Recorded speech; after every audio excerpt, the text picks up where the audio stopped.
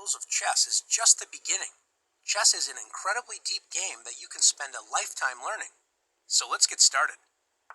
Once you make your first move on the chessboard, you have entered what is called the opening phase of the game.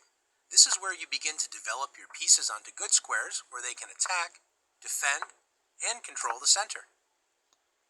Once most pieces have developed, the game enters the middle game phase, where both players are making plans, organizing their pieces, finding weaknesses, and attacking their opponent's king.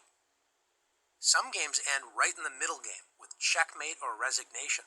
Like in this position, after queen e4, white creates a battery with the queen and bishop on the b1 to h7 diagonal, threatening checkmate. Notice the queen is also threatening the unprotected rook on a8. Black only notices the unprotected rook, moves it to safety, and then is shocked to see the game is over. Queen takes h7, checkmate.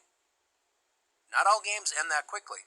Some games continue on, and after many of the pieces have been traded away, enter the endgame phase, where the goal is usually to promote a pawn to a queen and then checkmate your opponent.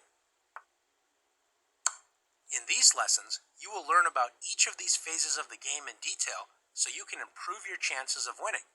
But before we get too far, it's time to talk about your first moves in the opening. There are three main goals in the opening. First is to establish control of the center. The center is the most important part of the board. From the center, you can launch an attack anywhere. Second is to get your pieces onto active squares. They don't have many options when they're stuck on the back rank where they start, so bringing them into the game toward the center is a good idea.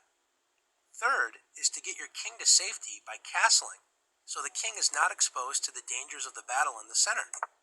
All of your opening moves should support these goals. Now it's your turn to practice making great opening moves.